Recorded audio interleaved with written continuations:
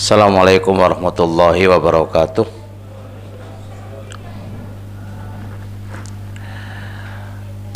Innal hamdalillah nahmaduhu ta'ala wa nasta'inuhu wa nastaghfiruhu wa natubu ilaih. Asyhadu an la ilaha illallah wahdahu la syarikalah wa asyhadu anna Muhammadan abduhu wa rasuluhu la nabiyya ba'dah. Alhamdulillah malam ini bisa belajar bareng-bareng loh Pak ya. Pelajaran yang mau kita bahas adalah pembahasan tentang bab seputar kurban. Sebentar lagi ini kan mau kurbanan gitu ya. Butuhnya kita mengkaji, mempelajari bagaimana ilmu tentang itu. Sudah menjadi maklum bagi seorang muslim, ibadah apa saja itu dibutuhkan ilmu. Itulah namanya mutabaah. Syarat diterimanya amal kan ada 3 tuh. Yang pertama apa? Ikhlas. Yang kedua ada contoh. Pernyataan ulama harus ada contoh, itu berarti harus belajar, mengilmui. Ibadah manakah yang kita lakukan yang ada contohnya, dan manakah yang tidak ada contohnya. Dan itu nggak akan bisa kecuali harus belajar. Oleh karenanya Ahlussunnah wal Jamaah yang diistilahkan kita salafi Pak ya, yang diistilahkan kita itu salafi, Ahlussunnah wal Jamaah itu memiliki ciri khas khusus. Nggak sekedar hanya kumpul terus sempenting jenggoten, sempenting jubahan, tidak. Dia memiliki prinsip, dan prinsip yang melanda, yang pokok adalah apa? At-taswiyatu wa tarbiyatu. Prinsip salafi, prinsip Ahlussunnah wal Jamaah itu apa? Tasfiyah, pembersihan diri dari dosa, maksiat, khurafat, pemikiran-pemikiran yang tidak benar. Itu butuh ditasfiyah, dibersihkan. Dan pembersihan ini ke dirinya dan ke orang lain. Nggak cukup pada dirinya saja, butuh kepada orang lain yang butuh dibersihkan. Itu namanya tasfiyah. Tasfiyah itu pembersihan ya. Pembersihan dari apa? Maksiat, dosa, bid'ah, khurafat, syirik. Ya, itu semua itu dibersihkan. Yang kedua adalah tarbiyah, pendidikan. Nah, tarbiyah itu artinya pendidikan. Berarti mendidik diri kita, mendidik orang lain di atas ilmu. Akidah kita butuh di atas ilmu, bukan katanya. Ibadah kita juga dibutuhkan ilmu, bukan katanya. Karena segala sesuatu itu butuh data, butuh dalil. Nggak boleh qaul ustadz kita, ucapan ustadz kita, ucapan guru kita. Ucapan guru kita kalau tidak ada dasar Al-Quran dan Sunnah, nggak bisa kita terima. Nggak bisa kita terima. Makanya Ahlussunnah wal Jamaah itu terkenal dengan ciri khas ini. Apa ciri khasnya? Selalu mengedepankan ilmu dan data. Ya, begitu pula kita belajar bab kurban ini. Jangan sampai kurban itu sudah berlalu dan sudah kita lewati sekian lama gitu ya. Sejak kita dilahirkan ya, itu sudah melewati kurban per setiap tahunnya, akan tetapi kita nol dalam sisi ilmunya, nol dalam sisi apa ilmunya. Maka di sini dibutuhkan apa? Belajar, dibutuhkan apa? Belajar tentang ilmu masalah kurban. Bisa dipahami insyaallah? Paham nggih?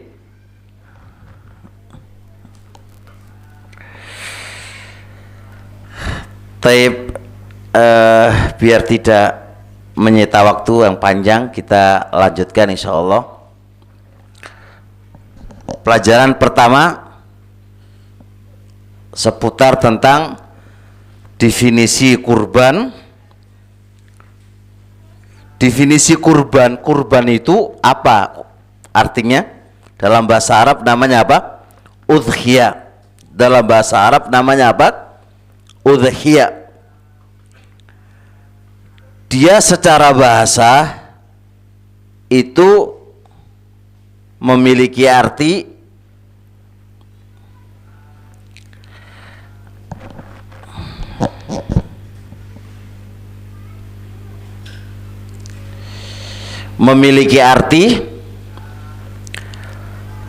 buruju syai', sesuatu yang nampak,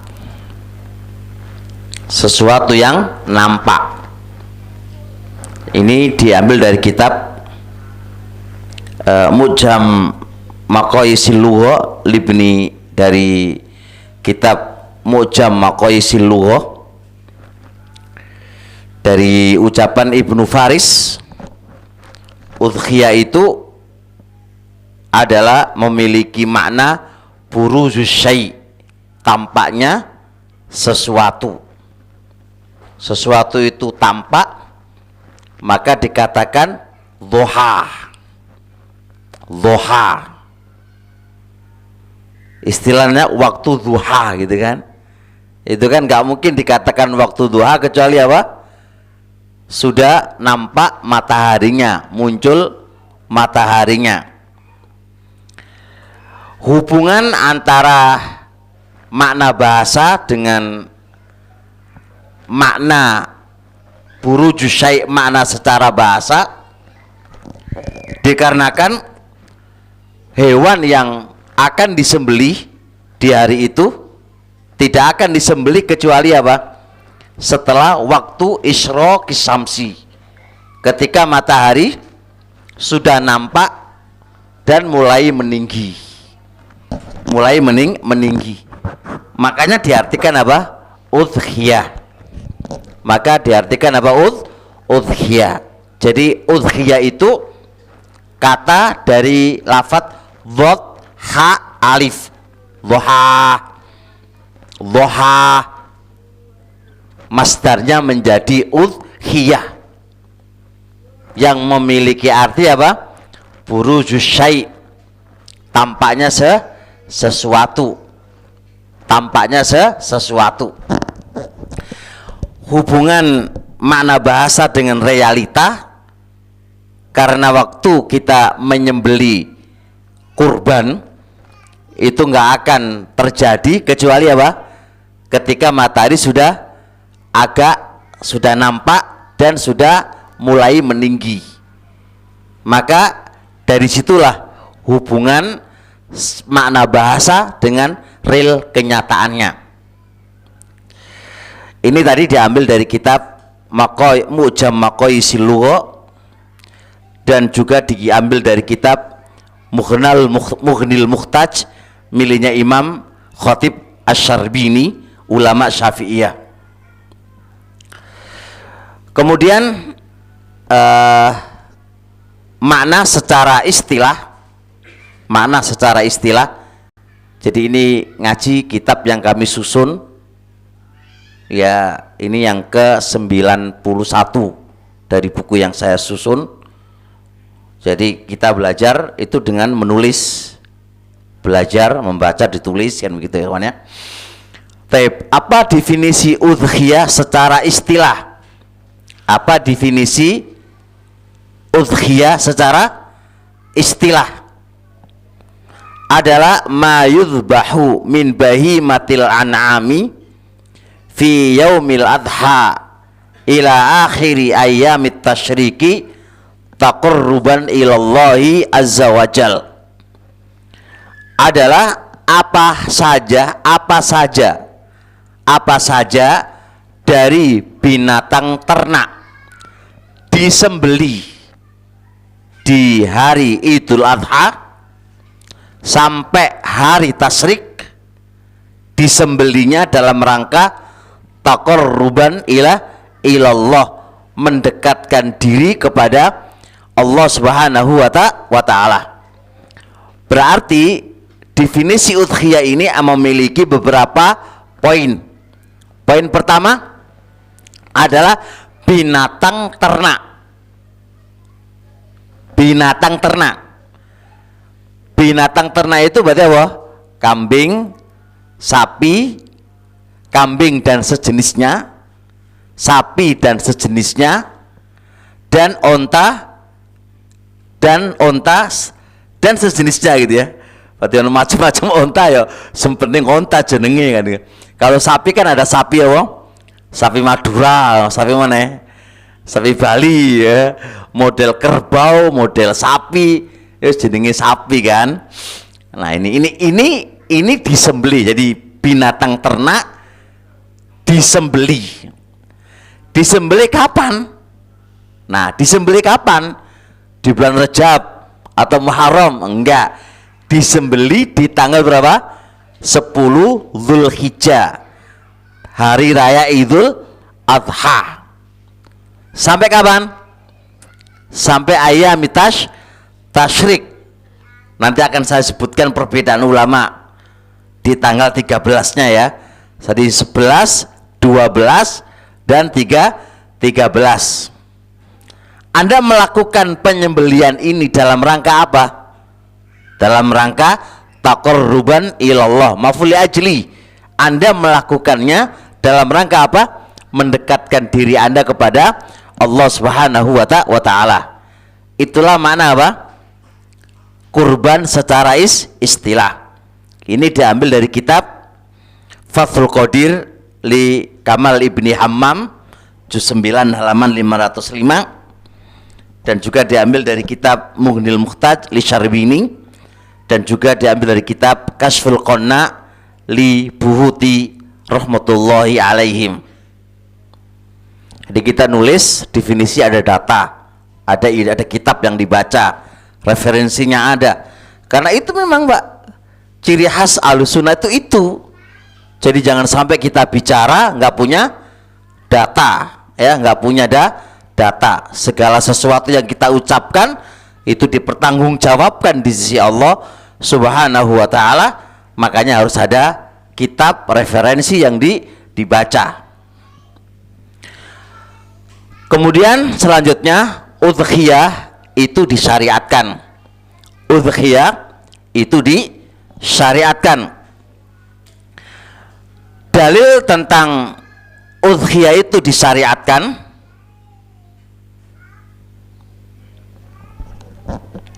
dari Al-Quran, dari hadis, dan dari kesepakatan ulama. Kan sumber hukum bagi orang Islam yang sudah masyhur itu kan 4 Pak ya. Quran, apa malih? Hadis yang sahih. 3 apa? Ijma. Yang keempat apa? Qiyas. Ini yang masyhur menurut jenengan, menurut banyak orang.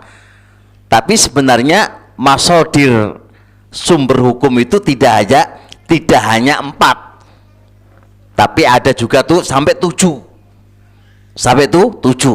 Tapi nggak mungkin saya bahas di sini karena itu tempatnya di ilmu usul fikih.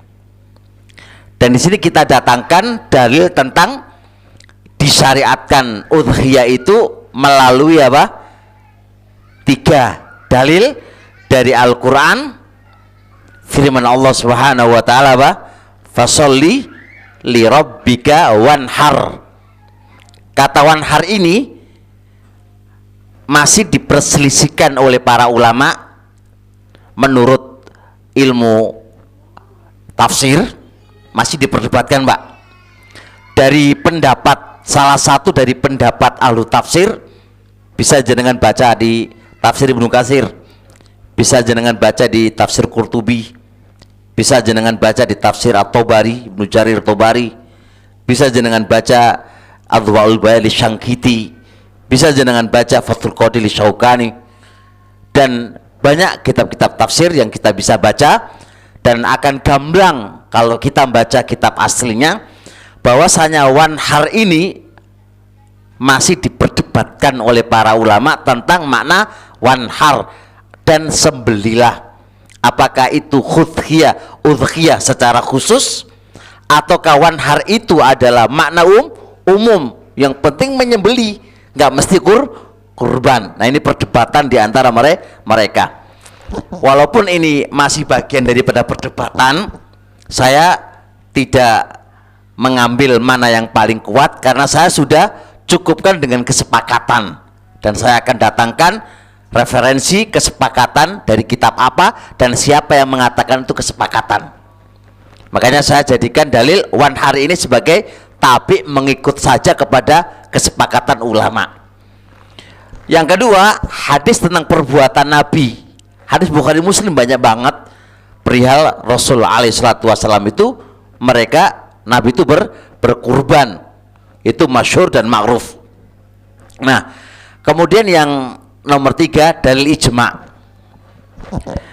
Ulama sepakat bahwasanya udhiyah itu disyariatkan. Siapa yang ngomong kesepakatan? Kita atau siapa? Kalau kita nggak dianggap, siapa kita? Paham ya?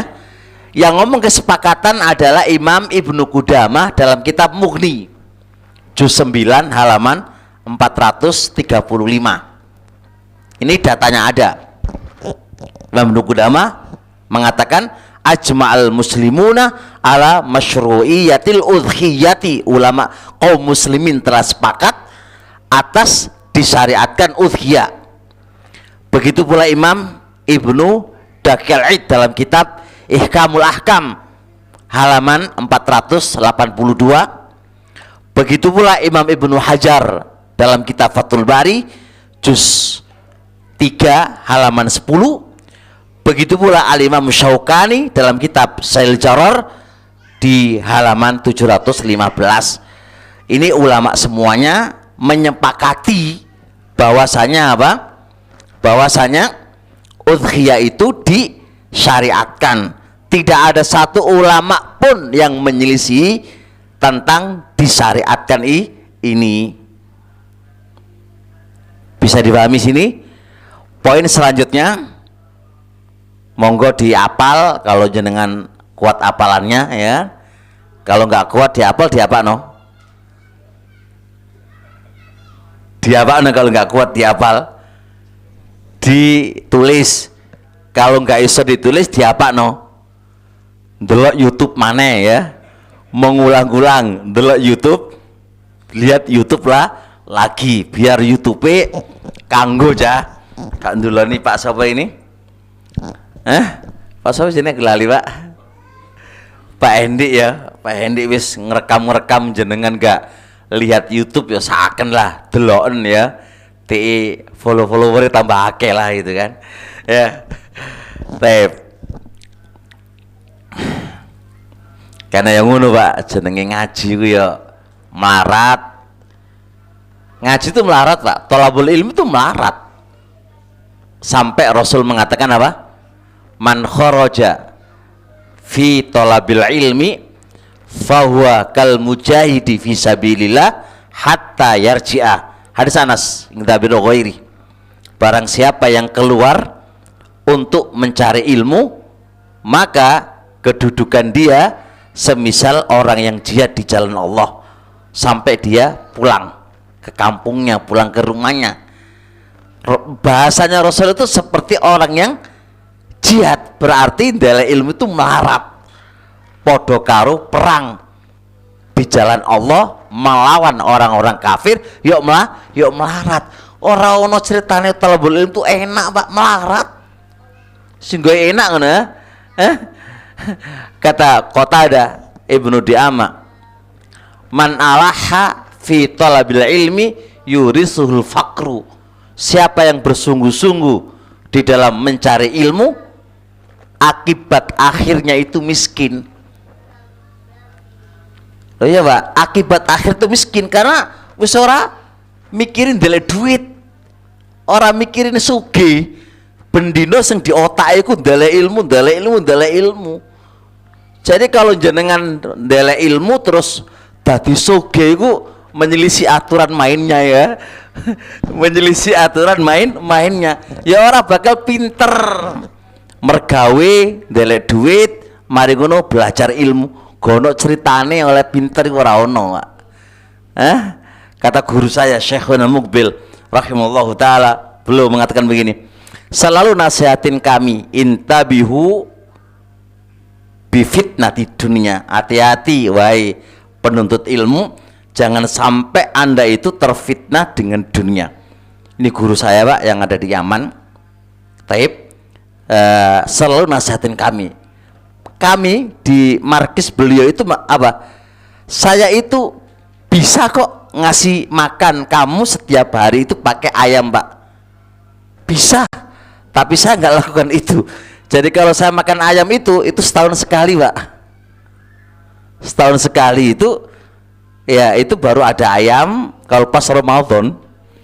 Kalau gak Ramadan ya seono imangan Pak. Dan begitu seharusnya mencari ilmu, selalu lapar dan tidak pernah kenyang. Nah kalau ndale ilmu saiki ku warek wae, warek terus kemudian AC, kemudian ya akeh turune Pak. Ya iya nek akeh turune piye ya?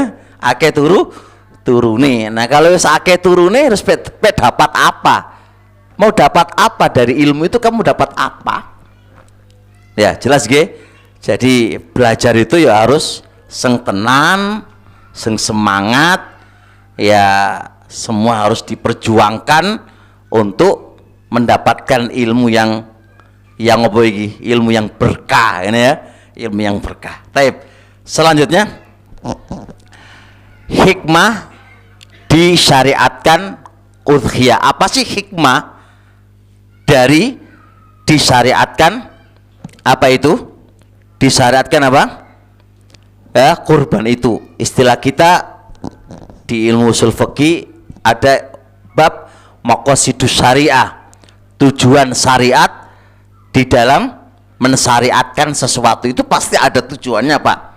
Alimahu man alima, jahilahu man jahilah. Sing ngerti ya ngerti, sing ora ngerti ya ora ngerti. Alimahu man alima, jahilahu man jahilahu. Nah kita sebagai seorang muslim ya yang diberi oleh Allah kecerdasan otak, ya berpikirlah bagaimana cara untuk mengetahui tujuan syariat itu di dalam mensyariatkan sesuatu itu apa, tujuannya itu apa.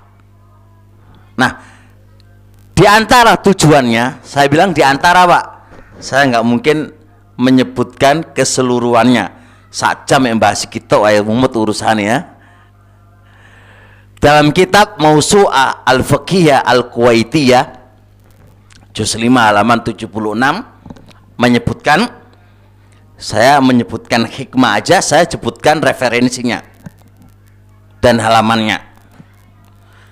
Hikmah disyariatkan udhiyah, satu, syukrullahi ala nikmatil hayati, bersyukur kepada Allah atas nikmat hidup.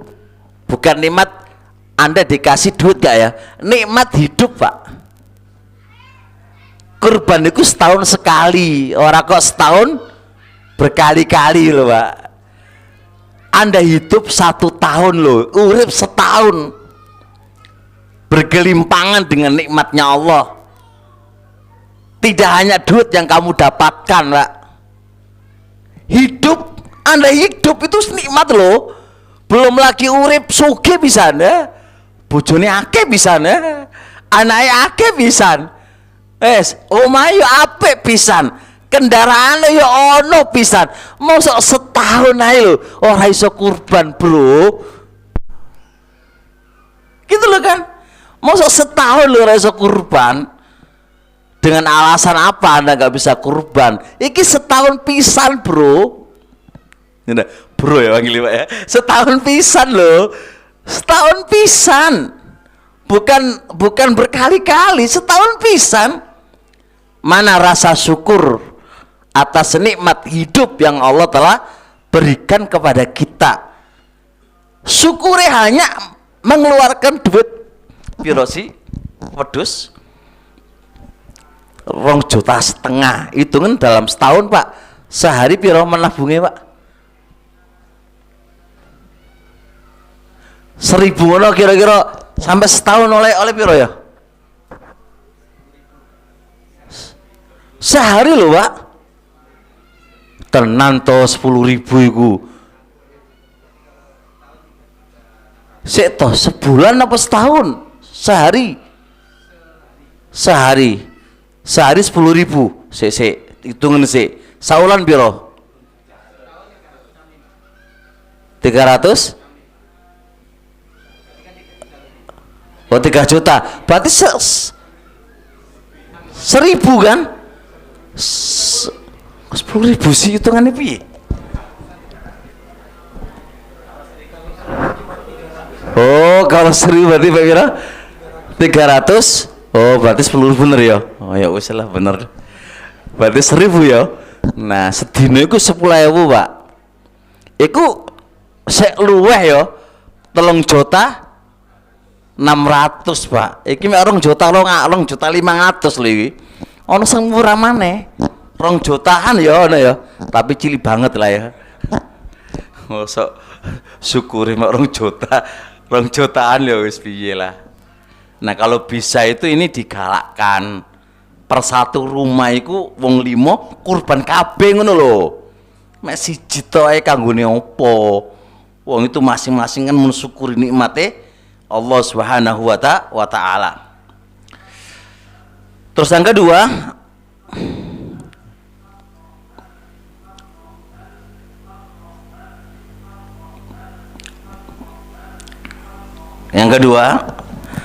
menghidupkan sunnahnya Nabi Ibrahim. Menghidupkan sunnahnya Nabi Ibrahim. Sunnahnya piye? Nabi Ibrahim saat diuji oleh Allah untuk menyembelih apa? Putranya Ismail. Coba jenengan mikir-mikir, Pak.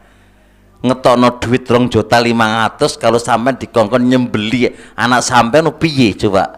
Ringan mana coba? Hah? Mosok ringan 200. Apa aku nyembeli anakku wae ora apa-apa ya. Ketimbang ngetokno duit 2.500.000, ya Allah kebarus tenan kan ya. Ya, ini itu juga mengingatkan, Pak, mengingatkan bagaimana Nabi Ibrahim alaihissalatu wassalam dalam menjalankan ujian yang luar biasa ini. Karena dengan itu Allah syariatkan berkurban kan itu. Dengan adanya Nabi Ibrahim itu Allah syariatkan berkurban. Bagaimana Nabi Ibrahim alaihissalatu wassalam lebih mengedepankan apa?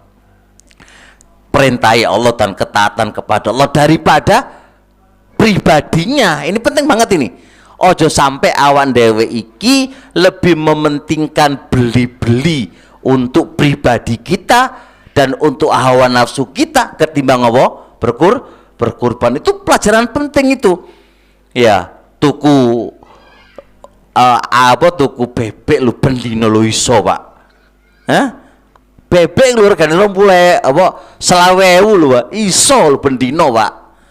Tuku bensin lu iso bendino lho, Pak. Itu isi pulsa lho, jangan isi pulsa piro per bulan jenengan, Pak? Jangan berapa per bulan isi pulsa? 200.000 lho, 200.000, Pak. Iso kurban sampean. Loh, seorang atau sewu saulan loh, Pak. Iso. Kenapa kurban nggak bisa? Dengan pertanyaan penting. Maka ingat, cerita Nabi Ibrahim itu memberikan motivasi, lebih mendahulukan syariat Allah, perintah Allah ketimbang apa itu? Pribadi, keinginan pribadi dan hawa nafsunya. Ambil pelajaran di sini. Maka harusnya kita bisa dong, itu bisa dong kan gitu ya. Baik. Kemudian memberikan pelajaran juga penting, bersabarnya Nabi Ibrahim dalam menjalankan perintah. Yo, kita juga harus bersabar. Ngempet gak tuku pulsa sik ngono lho. Ngempet gak tuku bensin sik ngono kan. Ngempet gak tuku bebek gisik gitu loh, Pak. Yang biasanya tuku bebek bendino itu diempet sik gitu loh. Diempet sik, ditahan sik untuk nyelengi demi beribadah kepada Allah, mendekatkan kepada Allah dengan cara berkurban itu. Ya, bisa dipahami insyaallah. Baik. Kemudian selanjutnya yang nomor 3,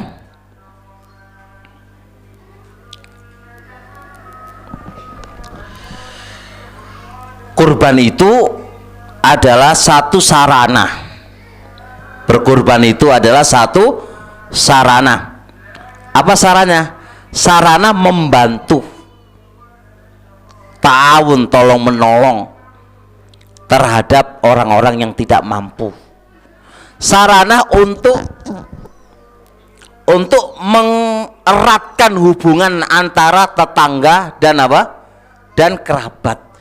Sebenarnya Pak, sebenarnya ini antara hari raya Idul Fitri dan Idul Adha itu yang rame itu Idul Adhanya, karena orang yang kurban itu masak terus manggil tetangga, manggil kerabat untuk makan di rumah. Itu sebenarnya begitu. Jadi kurban itu pada dasarnya disembeli dewi, jenengan masak terus manggil tetangga itu sampai panggil ke rumahmu makan wis. Bar mangan dikei apa? Sembako. Kowe nambahin gak tuh ya? Wah, kalau bisa Pak ini ya.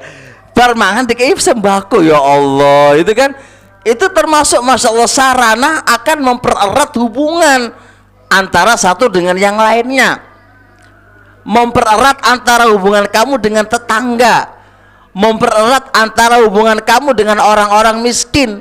Itu fungsinya. Itulah hikmah disyariatkan kurban. Tapi selanjutnya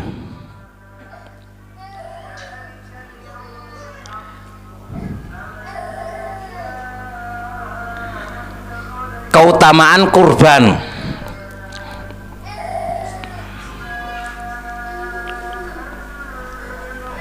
Ada beberapa hadis yang menunjukkan tentang keutamaan kurban secara khusus, akan tetapi para pakar ahlu hadis kayak Syekh Mubil guru kami, kayak Ibnu Hajar dan juga yang lain mengatakan lam yasbut fihi syai'un min fadlil udhiyati, tidaklah tetap hadis secara khusus tentang keutamaan kurban. Itu nggak ada secara khusus tentang keutamaan kurban dari hadis-hadis Nabi, itu tidak ada. Misal kayak orang cerita apa itu, hewan kurban itu besok ditunggangi pas ngelewati sirat. Dengarkan Pak gitu Pak. Itu komentar ulama kayak Imam Ali Roki, kayak Ibnu Hajar, dinukil Syekh Al-Albani, itu semuanya lemah. Semuanya lemah.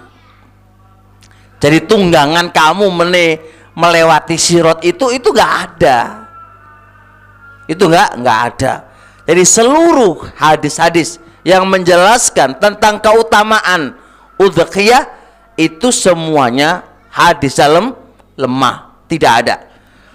Akan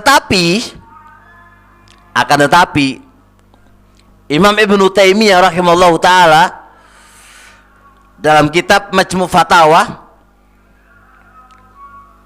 juz 23 halaman 162 sampai 163 beliau menjelaskan bahwasanya keutamaan udhiyah adalah sekedar udhiyah itu syiar min syiarnya Allah Subhanahu wa taala. Dia adalah ma'alim, bendera dari bendera-bendera syiarnya Allah Subhanahu wa taala. Jangan perhatikan, Pak. Syiar yang terlihat di depan di masyarakat dan dilihat oleh orang, Pak, itu adalah udhiyah. Mereka menyembelih, kemudian mereka memanggil teman-temannya untuk makan atau dibagi. Ini syiar Islam. Ini syariat Islam. Jadi kalau secara dalil, secara khusus tidak ada yang sahih, tapi ini adalah syiar dari syiar-syiar Islam. Lebih nampak ketimbang dengan yang lainnya. Kayak sholat jamaah itu kan syiar Islam. Kayak sholat id, terus kita sholatnya di lapangan bukan di masjid, itu juga termasuk syiar. Bertakbir ketika hari raya, ya kan, bertakbir itu juga termasuk syiar Islam yang harus kita tampakkan, kayak adzan, syiar Islam. Nah, tidaklah kurban itu melainkan hanya syiar dari syiarnya Allah Subhanahu wa taala, dan harus kita agungkan. Kata Syekhul Islam Ibnu Taimiyah berdalil dengan firman Allah Subhanahu wa taala, wa may yu'azzim syairallahi fa innaha min taqwal qulub. Barang siapa yang mengagungkan syiar-syiar Allah Subhanahu wa taala, maka itu bagian dari apa? Ketakwaan hatimu. Wujud ketakwaan yang ada dalam hati kamu itu adalah apa? Mengagungkan syiar-syiarnya Allah Subhanahu wa taala.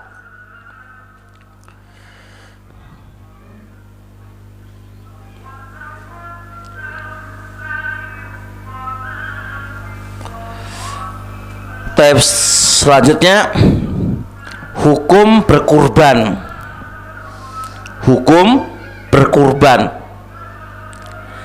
apakah hukumnya wajib bagi yang mampu, ataukah hukumnya sunnah bagi yang mampu? Dan bagi yang nggak mampu, ya oleh. Orang kok gak oleh, Pak? Oleh gitu ya. Perdebatan ulama panjang kali lebar terkait dengan hukumnya ini. Ada yang mengatakan wajib bagi yang mampu, sampai ada hadis man lam yudhahi, siapa yang tidak berkurban sedangkan dia mampu, fala yaqrabanna masjidana, ojo parak-parak nang masjid kami. Sampai gak oleh marek-marek, Pak. Saking apa?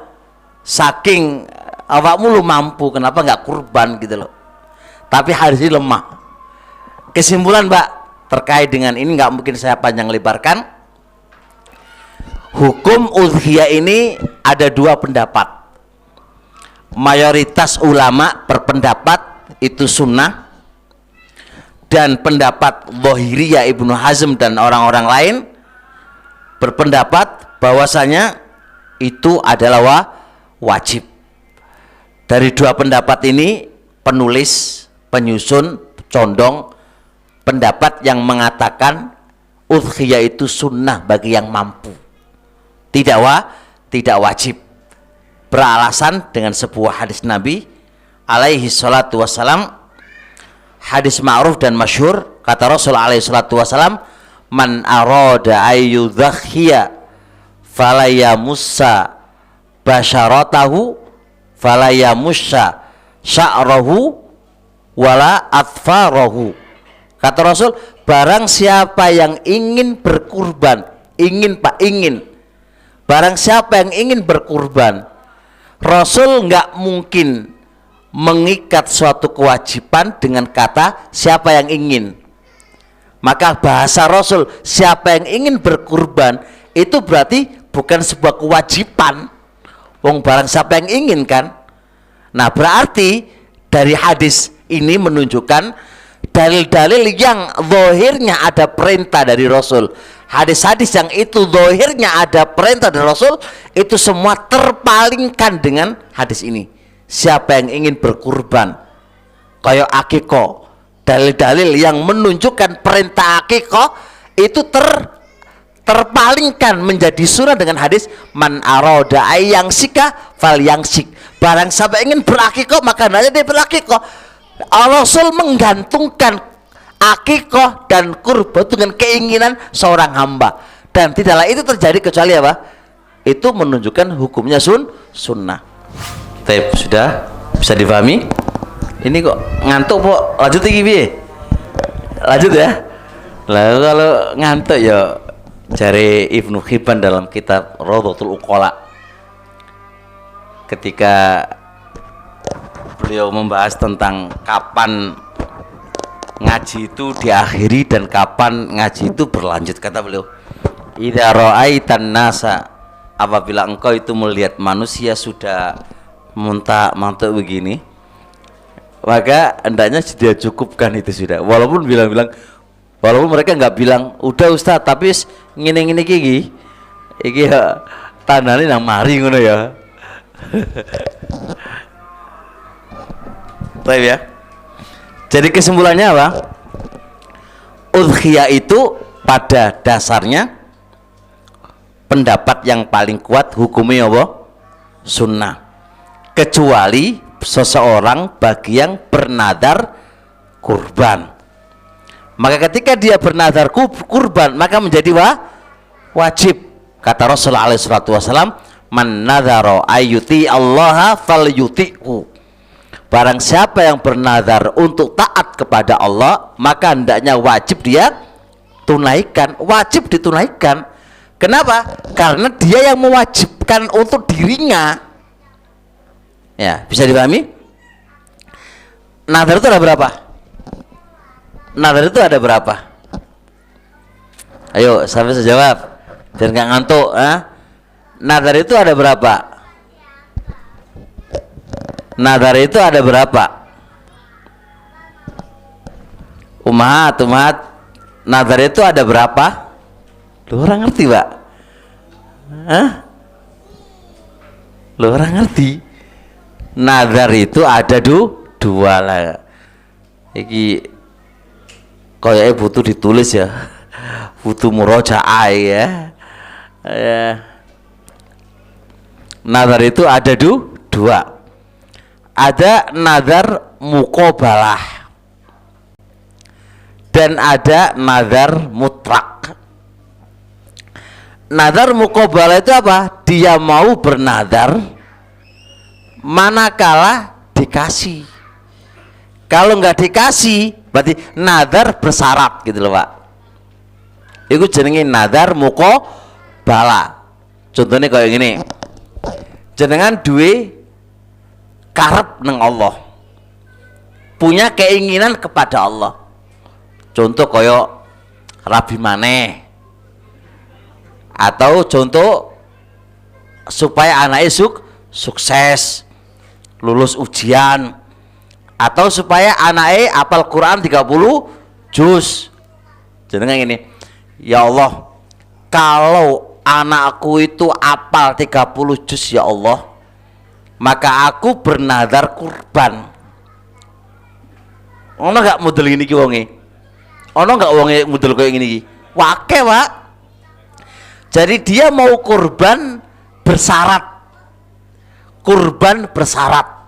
Iku jenenge nadar muqabalah. Ulama menghukumi nadar model sing koyo ngene iki itu hukume makruh. Kata Nabi, la yukhraju illa min bakhilin. Model nazar sing koyo ngene iki enggak bakal dikeluarkan kecuali dari orang yang bakhil. Bakhil enggak wong ini? Bakhil apa enggak? Bakhil poli ya, gelem ngetokno duit tapi apa? Harus ada imbalan. Lo nazari apa? Kurban lo untuk awakmu dhewe, untuk kamu sendiri lo. Pahala yuk pepek dhewe ngono bersyarat. makruh Pak, tapi wajib kamu tunaikan. Walaupun itu hukumnya makruh, walaupun itu hukumnya makruh, tetap wajib kamu tunaikan. Iku jenenge nazar muqabalah, jangan sampai ginilah. Makanya kata Rasulullah, nazar la yaruddu qadara. Nazar model-model muqabalah ini nggak bakal bisa menolak takdir Allah. Walaupun kurban lo sampai mencret pun gitu kan. Kalau Allah nggak takdirkan anakmu itu nggak apal 30 juz, ya ora bakal apal 30 juz. Artinya Allah nggak bisa kamu paksa, Allah nggak bisa kamu iming-imingi gitu kan. Diiming-imingi baru lakar Allah itu, satepak ya. Iki wajahnya kurang ajar ini, hamba model ini kurang ajar. Tapi ini orang nggak sadar loh ya, orang nggak sadar Pak, itu kurang ajar dengan Allah itu kurang istilahnya nggak beretika gitu ya. Tapi tetap harus dilaksanakan, sudah bernazar kok. Nah, nazar mutlak adalah nazar yang tidak bersyarat. Ya kayak ujuk-ujuk jenengan nggak ada bersyarat. Wis pokoknya aku nazar pengen kurban. Nah, kalau jenengan wis koyo ngono modeli, maka berarti wajib bagi Anda untuk menunaikan nazar Anda. Bisa dipahami nggak ini? Baik.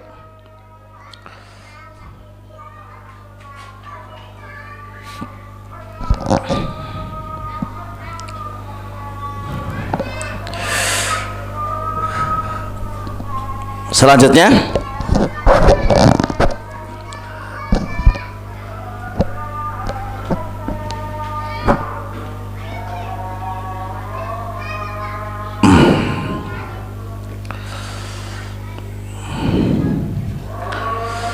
kapan seseorang itu ditentukan wajib berkurban?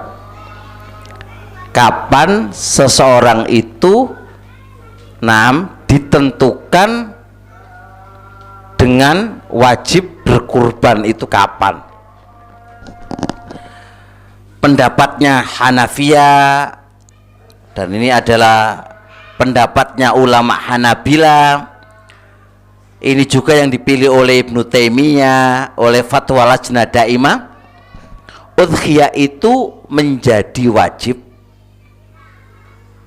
bagi seseorang yang membeli. Ingat ini, saat dia membeli dan diniatkan untuk kurban, maka sesembelian itu sudah wajib kamu kurbankan. Betul ya? Membeli ini, jadi ini bagi yang belum punya berarti kan menyembeli Pak ya, membeli. Jadi ini jenengan itu mek sekedar gurung punya kambing, mek sekedar ngomong-ngomong tok, aku pengen kurban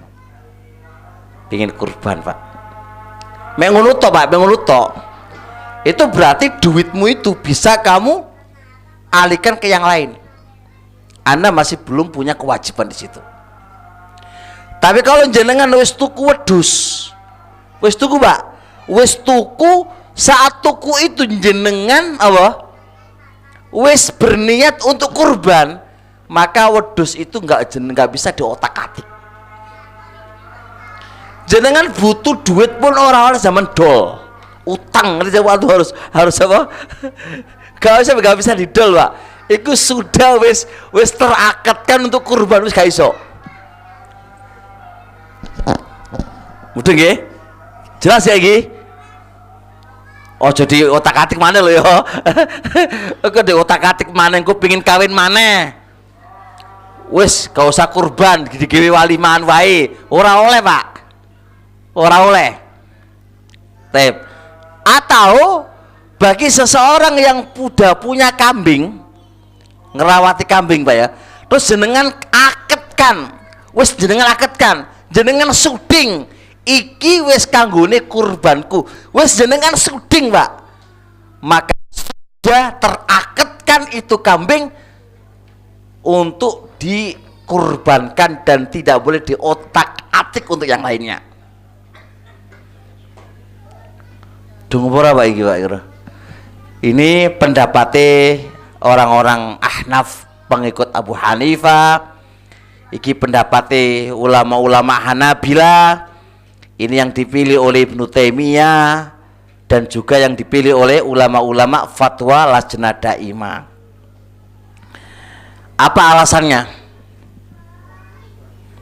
Pertama, mereka beralasan dengan hadis Umar bin Khattab radhiyallahu taala anhu, kata Rasul, innamal a'malu binniyat. Amal itu ya harus ono niate. Berarti Anda sudah melakukan membeli plus ono niat.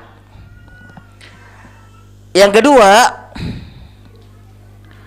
ada hadis riwayat Baihaqi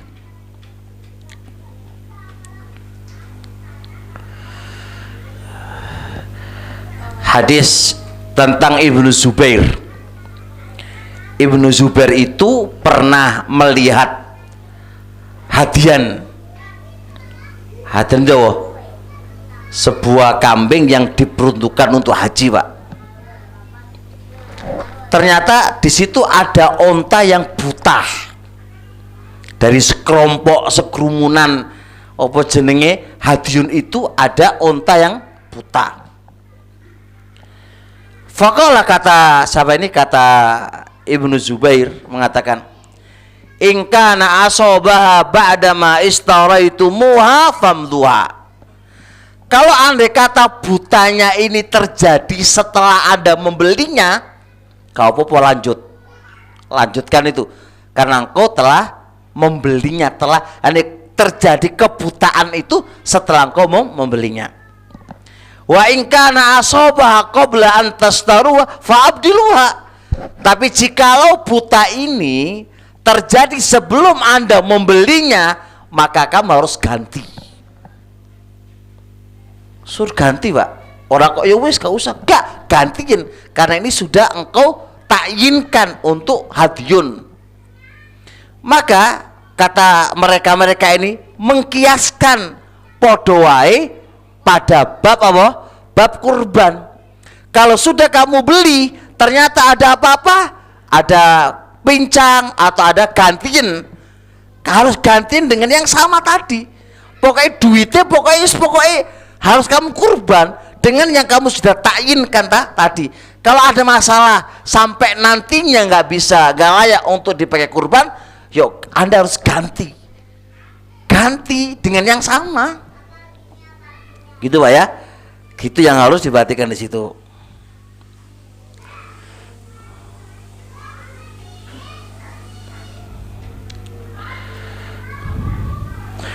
Tab selanjutnya, syarat-syarat sahnya berkurban. Syarat-syarat sahnya kurban, satu, harus min bahimatil an'am, binatang ternak. Jadi nggak boleh berkurban pakai apa? Pakai ayam. Walaupun ayam regane luwe larang ketimbang apa? Wedhus. Ono lho, ayam luwe larang daripada wedhus. Ono to, Pak? Ono, Pak. Bocah kanggone opo ayam kok luwe larang ya. Atau kuda itu regane piro? 100 juta wis gak iso digawe kurban. Walaupun pakai gajah, lalu larang gajah daripada kambing, Pak, daripada sapi. Karena kita di sini bukan urusan mahal atau murah, tapi urusan iki syariat Allah. Harus sesuai dengan aturan nih. Orang kok angger murah dan larang. Dalil bahwasanya kurban itu harus dari binatang ternak, firman Allah Subhanahu wa taala, liyashhadu manafi'a lahum wa yadhkuru ismallahi fi ayyamin ma'lumatin ala ma razaqahum min bahimatil an'am. Itu Allah menyebutkan supaya disembeli di hari-hari yang telah ditentukan. Itu apa? Itu min bahimatil an'am, binatang ternak. Dan yang namanya binatang ternak itu apa? Kambing, sapi, dan unta. Nabi Yuna, perbuatan Nabi alaihi salatu wassalam, sejak Nabi itu kurban, nggak pernah berkurban kecuali bahimatul an'am. Kalau andai kata selain itu boleh, tentu Nabi akan gonta-ganti lah, kadang ini kadang ini. Tapi ternyata nggak pernah Nabi lakukan, karena nggak pernahnya Nabi lakukan kecuali bahimatul an'am. Padahal di sana ada selain bahimatul an'am, itu dalil harus pakai bahimatul an'am. Kemudian juga ada kesepakatan para ulama yang mengatakan, Imam bin Abil Bad dalam kitab Tamhid, Ibnu Rusyd dalam kitab Bidul Mustahid, An-Nawawi dalam kitab Majmu', dan Son'ani dalam kitab Subulus Salam, mereka semuanya menukilkan kesepakatan para ulama bahwasanya kurban, hewan kurban itu harus min bahimatil an'am, harus dari bahimatil an'am. Bisa dipahami nggak ini? Ada yang bertanya nggak seputar ini? Sebelum kita lanjutkan, daripada ada yang ngantuk. Nggih. Kenapa? Terus? Ketika ada sebab, ketika ada uzur, boleh diganti, Pak. Tapi duitnya ojo digiwe nikahan mana, Pak? Ya harus kanggo kurban. Nggih, gak apa-apa. Maksud saya itu jenengan jual terus diganti, ojo duiti jenengan kanggo nikah mana. Nggak bahaya ta?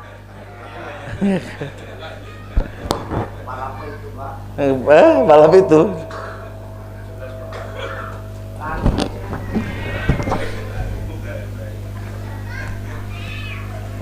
Baik, selanjutnya syarat kurban. Maka yang kedua adalah hewan-hewan yang dikurbankan harus sesuai dengan umur yang telah ditetapkan oleh syariat. Umurnya harus sesuai dengan ketetapan syariat. Lu ono umure lho, Pak. Ora kok angger wedhus digiwe kurban, sapi digiwe kurban, ora ngono. Harus ada aturan mainnya.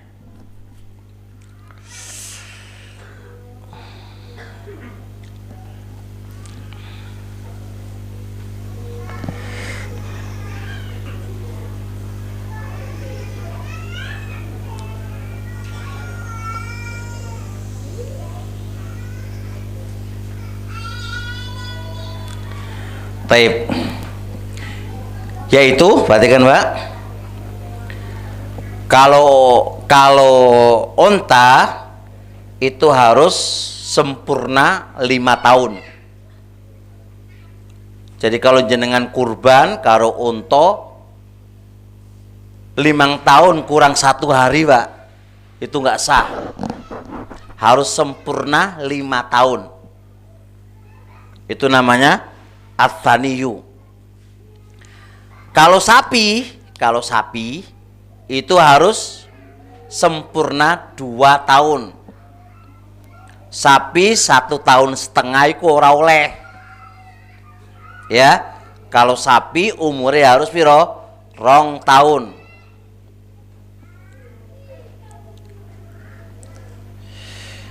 Baik, terusnya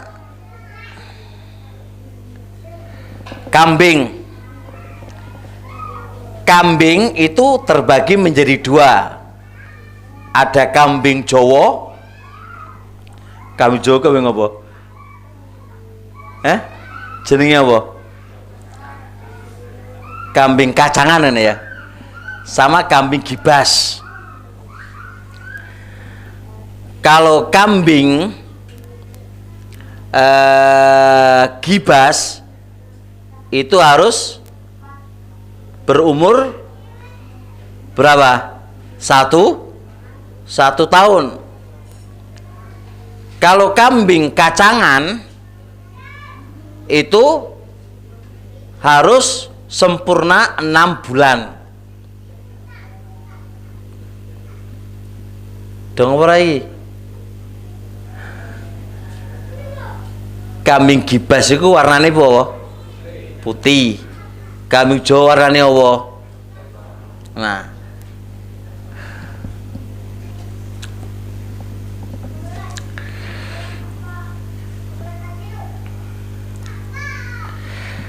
ini semuanya yang diterangkan tadi berdasarkan dalil dari hadis Nabi alaihi salatu wasalam. Kata Rasul, la tadbahu illa musinnatan illa ayya surah alaikum fatadbahu jada'atan minad dha'ni. Terus ada kesepakatan ulama yang menjelaskan apa yang diterangkan tadi. Jadi umur-umur tadi itu sudah paten berdasarkan dari Nabi alaihi salatu wasalam, dan ulama sepakat tentang itu. Ulama sepakat tentang itu.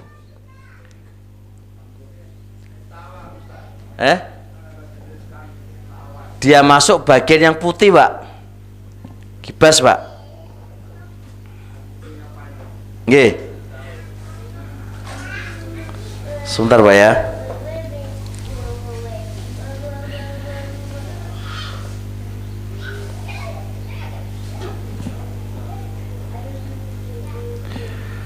Tapi domba itu kan gibas, Pak ya. Nggih, Allah niku gibas nggih. Baik, jadi supaya saya kok apa jenenge agak ragu tadi. Jadi apa namanya?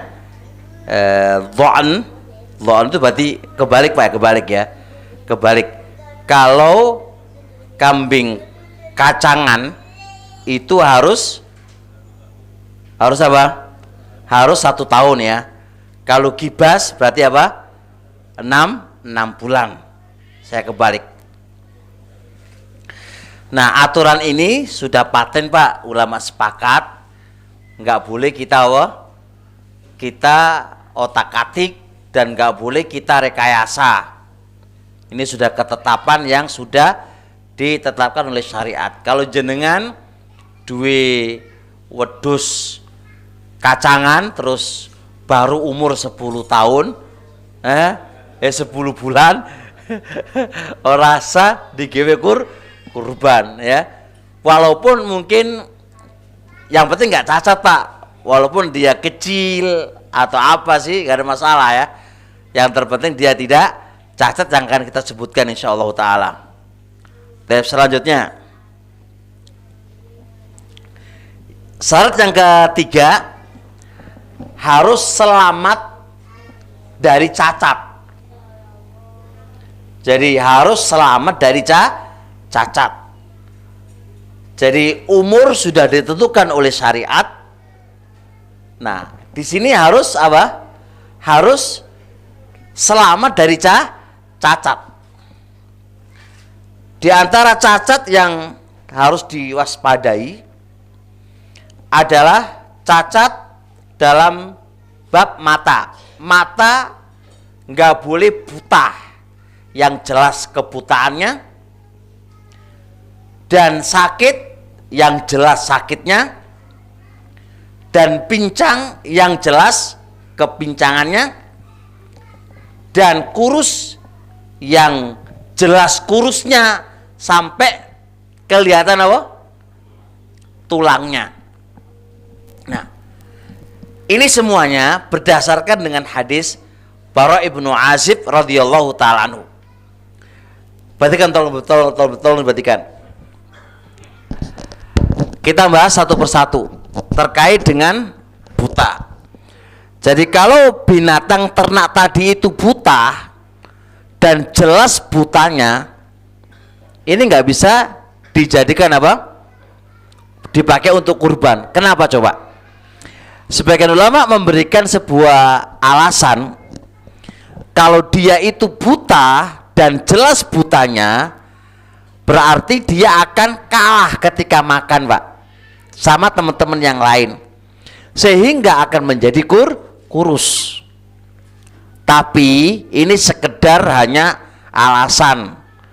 Tapi bagaimanapun, walaupun dia gemuk atau piye, tapi kalau dia buta dan jelas butanya, tetap nggak bisa dijadikan kurban.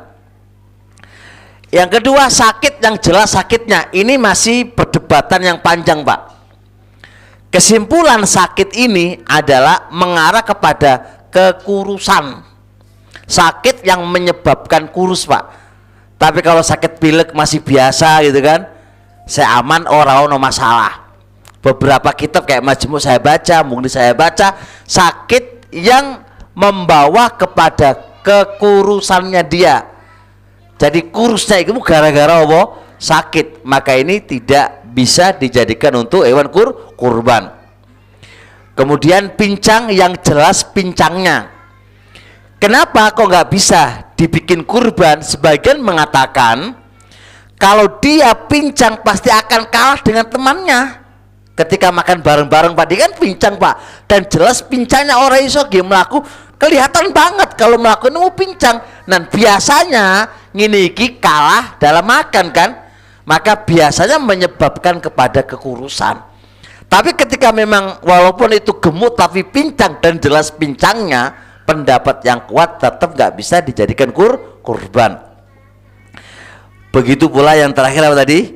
Kurus. Nah, ini ujung daripada masalah, Pak. Duwe wedhus kurusi pol, walaupun dia sehat tapi kurusi pol ya, sampai kelihatan apa? Tulang-tulangnya tok ya, ora ono apa nih ya? Ora ono daging iblas. Ini ojo digiwe kurban ya, ojo digiwe kurban.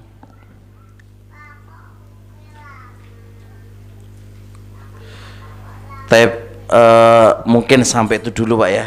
Semoga apa yang disampaikan tadi bermanfaat, dan semoga yang disampaikan tadi saged apa bisa diamalkan ya, dan diamalkan nggih. Tidak ada ketentuan dari jenis kelamin, boleh laki-laki dan boleh perempuan. Imam Nawawi dalam kitab Majmu' mengatakan wa tujzi'u udhiyatu minal untha, dan sah berkurban dengan binatang yang perempuan, itu nggak ada masalah. Cuma wong Indonesia iki apa? Koyok-koyoknya mewajibkan harus lanang, padahal tidak harus. Sekarang masih ada perdebatan nanti itu piye, wedhus lanang tapi cilik kurus, ataukah wedhus wedok tapi lemu. Kalau duanya dipakai kurban sah, cuma mana kayak yang lebih afdol? Tetap lanang luweh afdol ketimbang wedok ketimbang wedok tetap luweh afdol walaupun lemu. Buktinya apa? Nabi dan para sahabatnya itu tetap memilih apa? Laki-laki ketimbang wedok. Jelas? Nggih. Iki asli guru mari, Pak, harus gimana ya? Burung guru mari sih panjang ya. Terus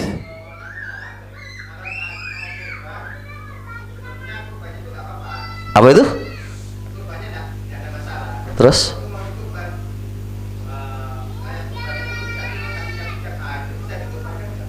harus diganti, Pak.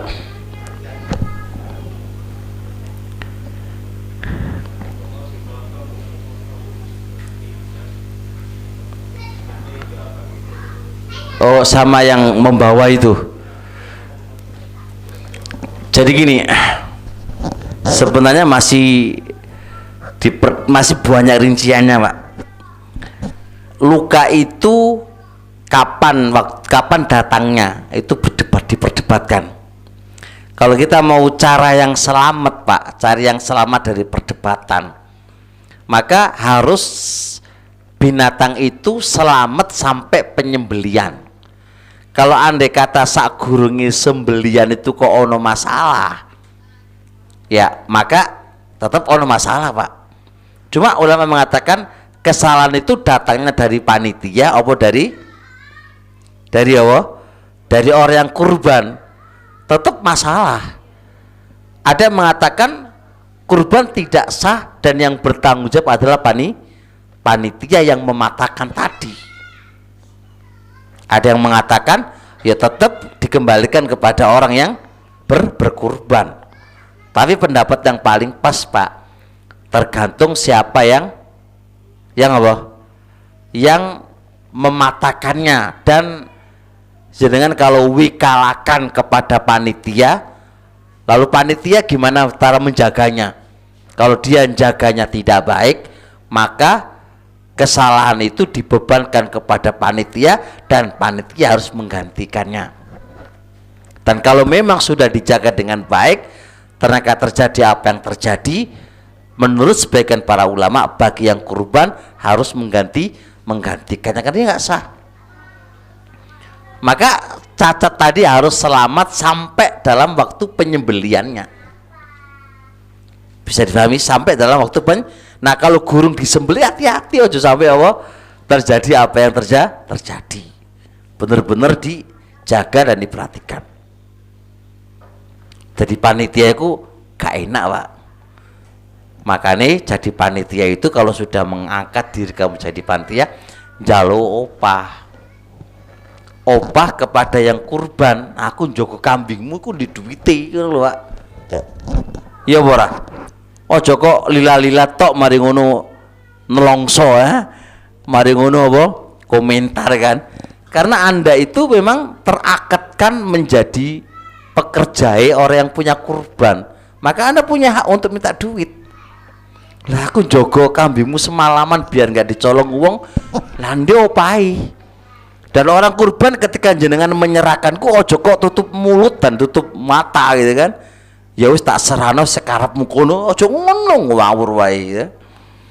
Itu adalah ibadah kamu dan itu adalah kewajiban kamu, itu adalah tugasnya kamu. Ya, orang yang kurban tuh hendaknya tahu diri gitu loh. Makanya jenengan kalau jadi panitia ojo gelem kecuali apa itu didatangkan pas disembelih aja biar enak. Ojo kok sedino satu hari sebelumnya udah kamu suruh datangkan, ya kapok dewe kamu. Tanggung jawab kembali ke kamu. Jelas ya insyaallah. Tapi cukup dulu insyaallah, Pak ya. Semoga Allah mudahkan dan bisa ketemu kembali dan melanjutkan pelajaran. Amin ya rabbal alamin. Subhanakallahumma hamdik, asyhadu an la ilaha illa anta, astaghfiruka wa atubu ilaik. Assalamualaikum warahmatullahi wabarakatuh.